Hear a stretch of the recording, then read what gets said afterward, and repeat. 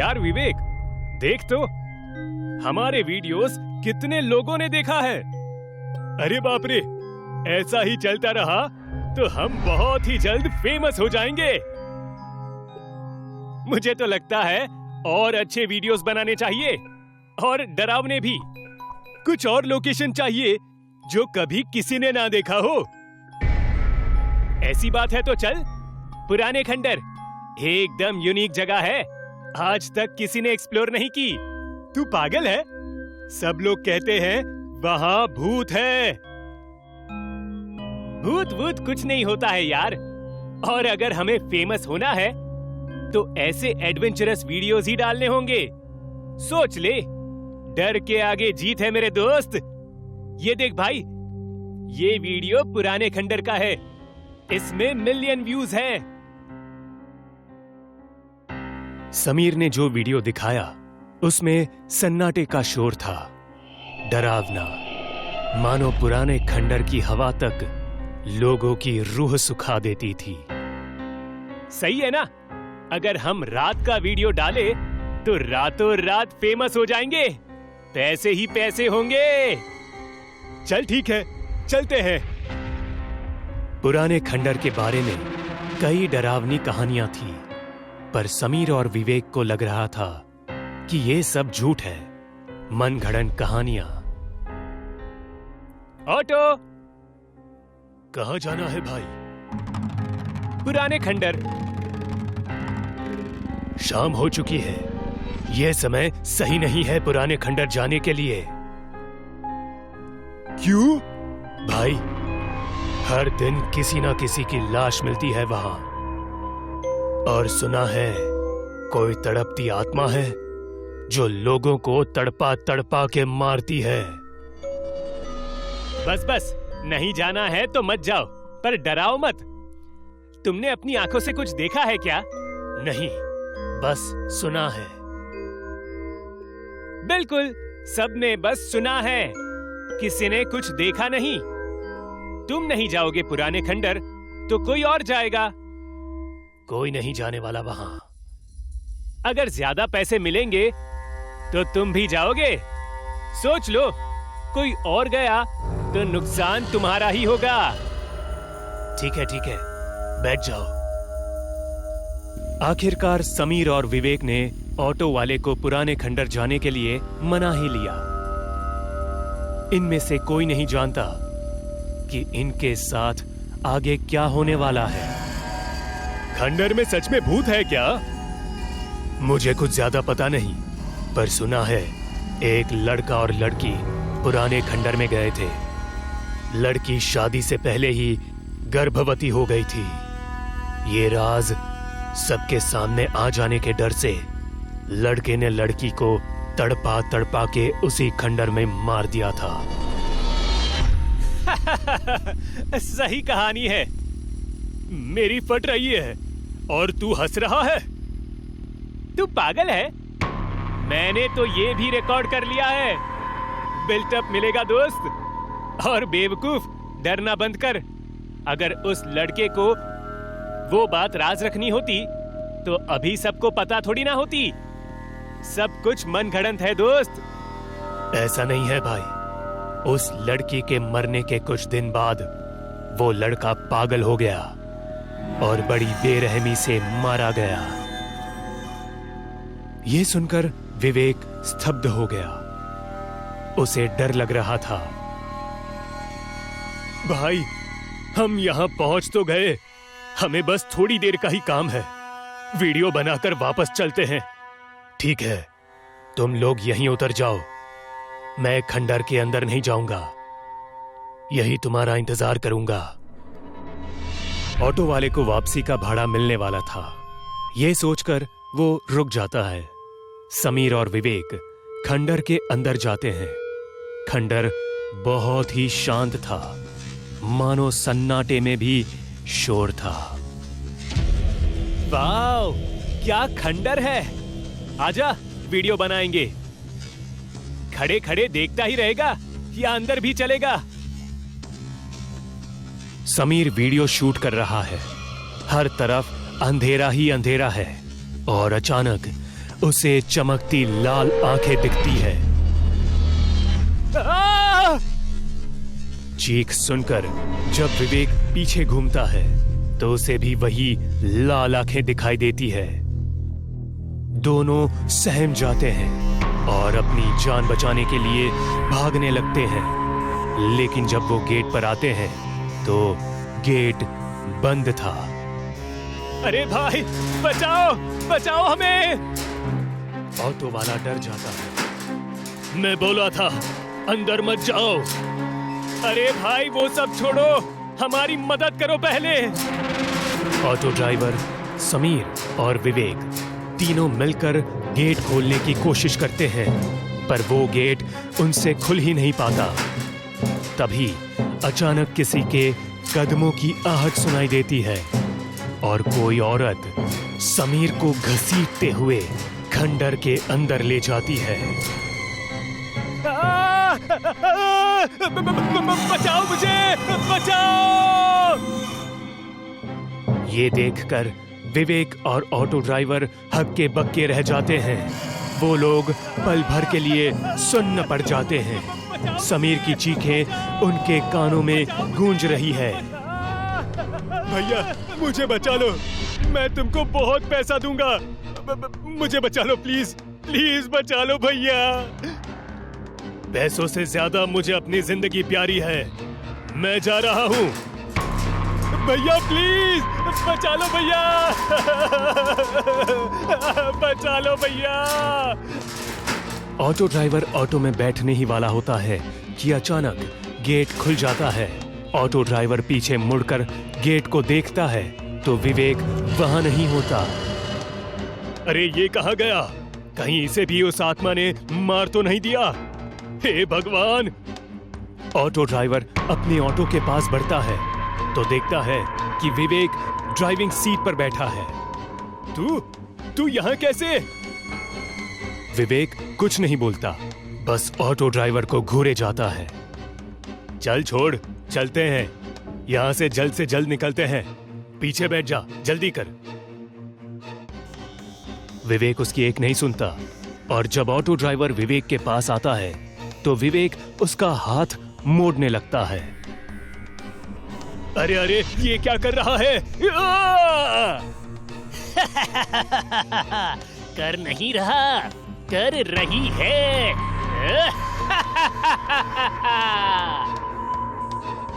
छोड़ दे मुझे। तू यहाँ मेरे तड़प का तमाशा देखने आया था ना? अब तू भी तड़प तड़प कर मरेगा मेरी तरह।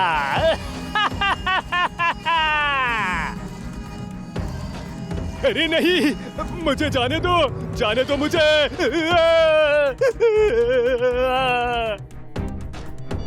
विवेक ने ऑटो ड्राइवर की हड्डियां तोड़ना शुरू किया। उसके पूरे शरीर से कड़-कड़ आवाजें आने लगी और हर हड्डी की आवाज के साथ उसकी चीखें गूंजने लगी।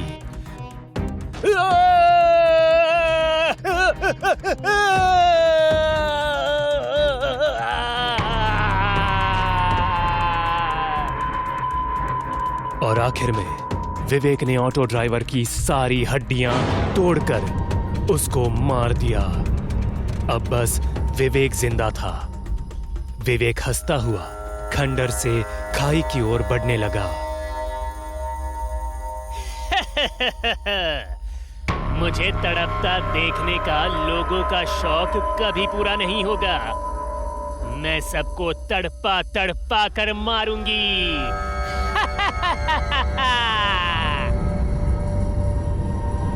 विवेक के अंदर की आत्मा ने विवेक के शरीर को खाई से नीचे फेंक दिया।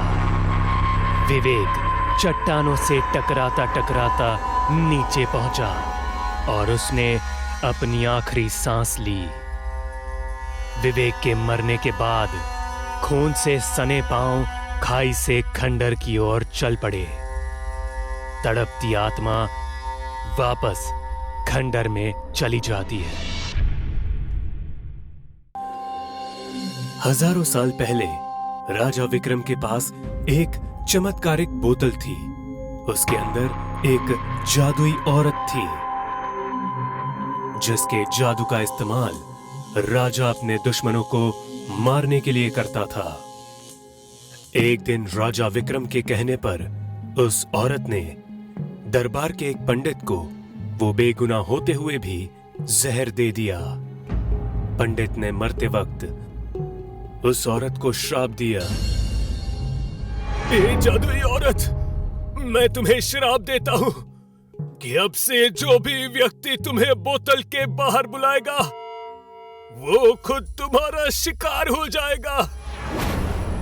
और अब से तुम जादुई औरत नहीं, शैतानी चुड़ैल बन के बाहर आओगी, बोतल की चुड़ैल।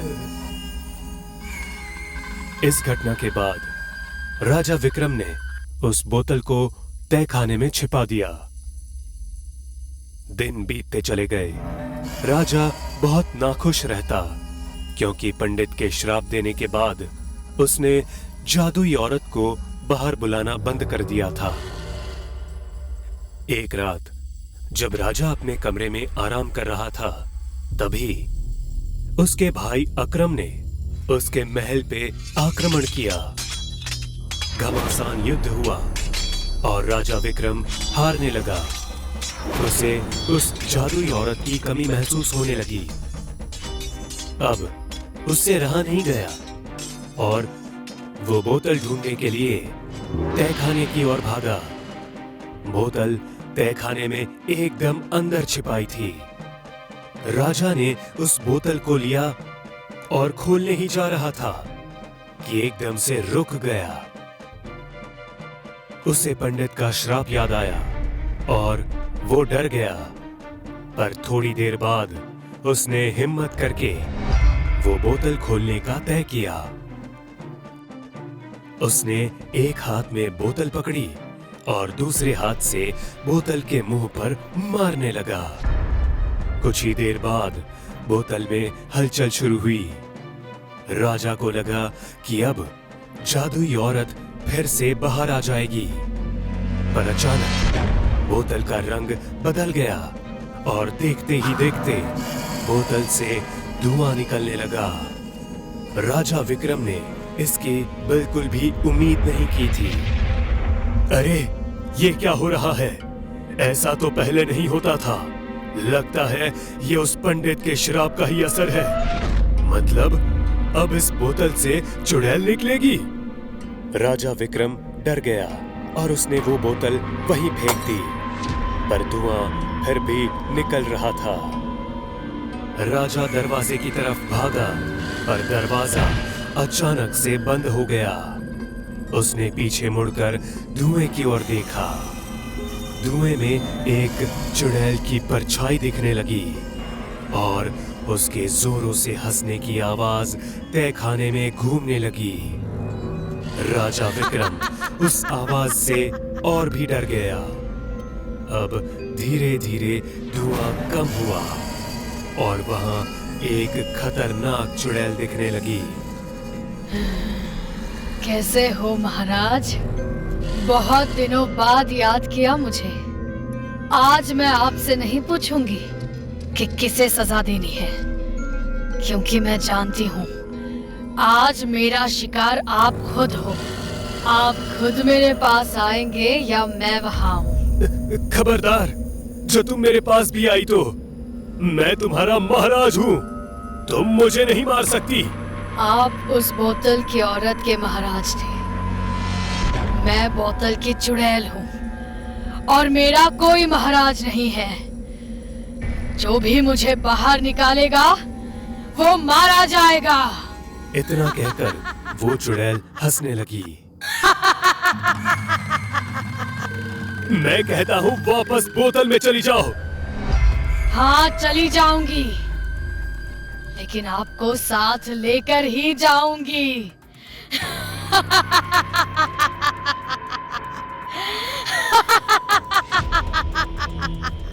चुड़ैल एकदम से राजा के पास गई और अपने हाथों से उसे जकड़ लिया।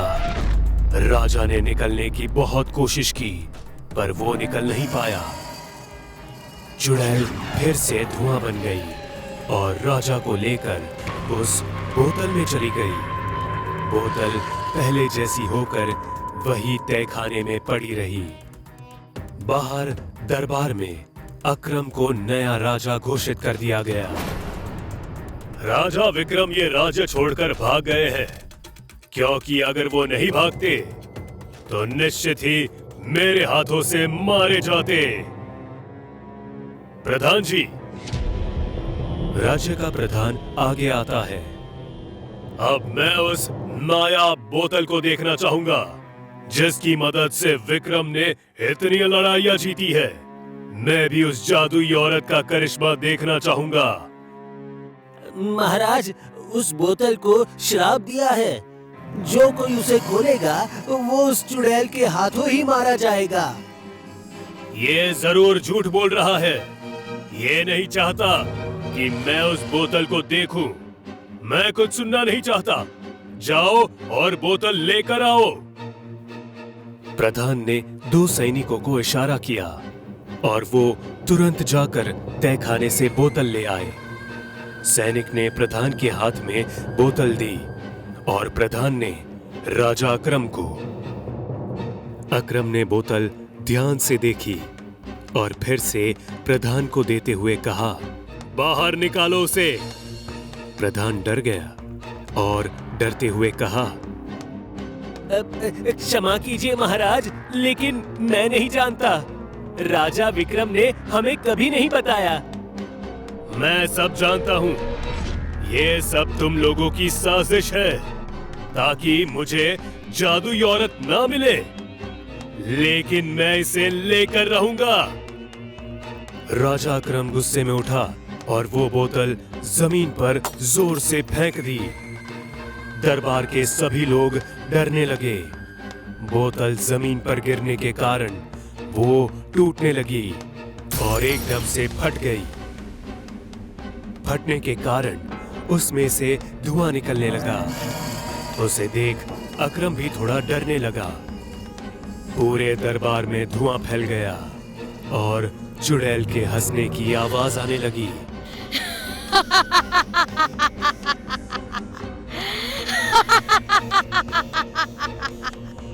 धुएं के हटते ही जमीन पर राजा विक्रम की लाश दिखाई दी और उसके ऊपर पैर रखकर एक चुड़ैल खड़ी थी।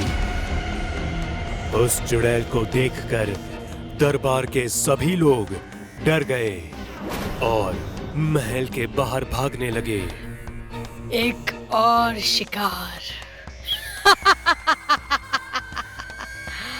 चुड़ैल ने राजा अकरम को उठा लिया और उसकी तलवार को लेकर उसका सिर धड़ से अलग कर दिया। चुड़ैल ने तलवार में राजा अकरम का सिर फंसाया और सिंहासन पर रख दिया। चुड़ैल अड़कर बाहर आई और अपने मुंह से आग बरसाकर पूरे महल को आग लगा दी। महल जलकर खाक होने लगा। चुड़ैल खुले आसमान में उड़ने लगी। चुड़ैल की बोतल टूटने की वजह से वो अब आजाद हो चुकी थी और अब जो भी उसके रास्ते में आएगा वो उसे मारने लगी थी। कहते हैं रातें दिन से ज्यादा खतरनाक होती हैं और अमावस्या की रात तो इससे भी ज्यादा। अमावस की रात को भूतहा इलाकों में परिंदा भी पर मारने से पहले 100 बार सोचता है, क्योंकि इस रात भूत प्रेत और भटकती बुरी रूहों का गुस्सा और उनकी शक्तियां अपनी चरम पर होती हैं और अपने दायरे में उस शख्स की तलाश करते हैं जो उनका शिकार बन सकता है।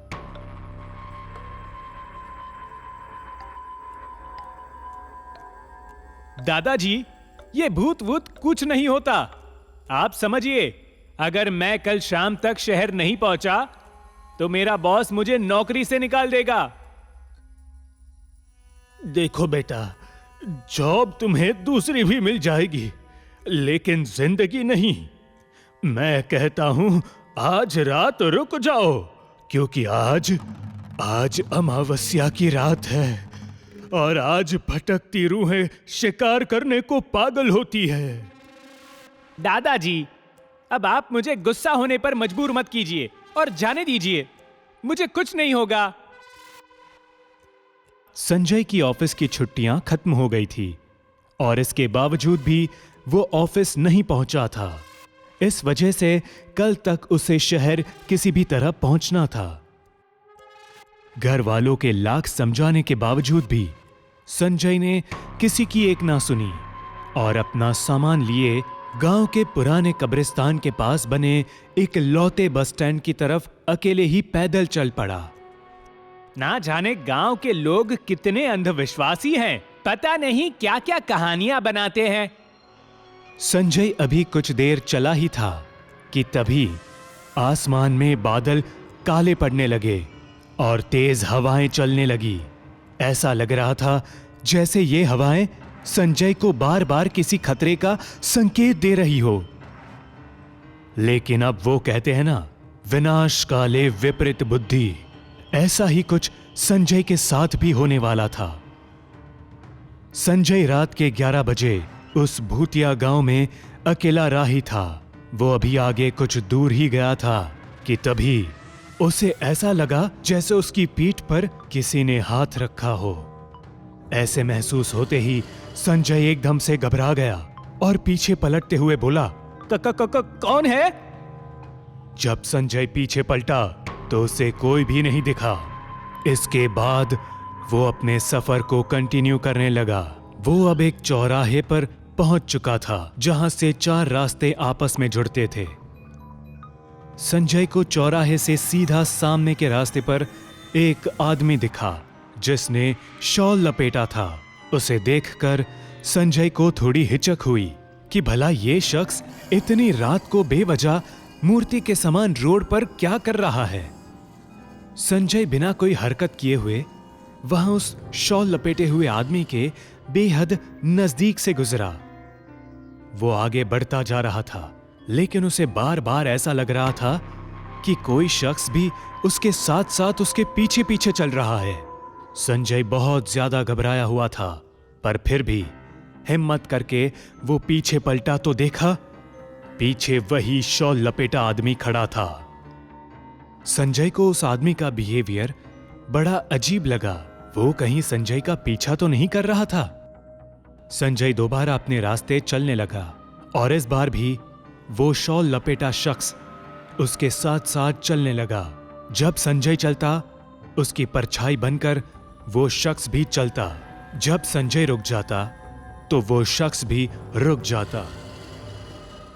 संजय अब इस चीज से बहुत ज्यादा इरिटेट हो चुका था, इसलिए इस बार वो रुका और पीछे पलटकर उस आदमी पर खूब चिल्लाने लगा। कौन है तू? कोई पागल है क्या? इस तरह आधी रात के वक्त मेरा पीछा क्यों कर रहा है? उस शख्स ने इस पर कुछ भी रिएक्ट नहीं किया और बिना कुछ बोले चुपचाप खड़ा रहा। उसका यह रवैया संजय को और गुस्सा दिला रहा था। इसी वजह से संजय ने उसके गले से शॉल को निकाला तो उसको एक जोरदार झटका लगा। उसके सामने जो शख्स खड़ा था, उसका चेहरा पूरा जला हुआ था और आंखों की पुतलियां सफेद थी। भूत! ये बोलते हुए संजय वहां से भागने लगा। अभी अभी उसने एक भयानक चेहरे वाले प्रेत को देखा था। तभी अचानक से वो शख्स संजय के एकदम सामने आ गया और दांत निकालकर हंसने लगा। मार दूंगा तुझे। तेरी हिम्मत कैसे हुई मेरे असली चेहरे को घूरने और मेरी शॉल को निकालने की? तूने मेरा असली और बदसूरत चेहरा देख लिया है, अब तेरा मरना तय है। मुझे माफ कर दो, मत मारो मुझे, मुझसे गलती हो गई। तुझे पता है ना, आज अमावस्या की रात है। आज की रात जिस पर भी हमारी नजर पड़ती है उसका अस्तित्व यहीं समाप्त हो जाता है। इतना कहते हुए उस प्रेत ने संजय की छाती में अपना हाथ घुसाया और एक झटके में उसका दिल बाहर निकाल लिया, जो अभी भी धड़क रहा था। संजय की आखिरी चीख के साथ गांव का माहौल फिर डरावना और शांत हो गया। अगली सुबह गांव वालों को संजय की लाश सड़क पर पड़ी मिली, जिसमें दिल नहीं था। उसके दादाजी ने अफसोस के आंसू रोए, क्योंकि मना करने के बावजूद संजय ने अमावस की रात को जाने की बेवकूफी की और अंजाम एक भयानक मौत। कहते हैं उस गांव में हर अमावस की रात को वो शॉल लपेटे शख्स घूमता है और जो भी राही उसे टहलता दिखता है उसका पीछा करता है और उसे कोई गलती करने पर मजबूर कर देता है। अगर कोई गलती कर देता है तो उसका अंजाम एक झटके में वही होता है जो संजय का हुआ।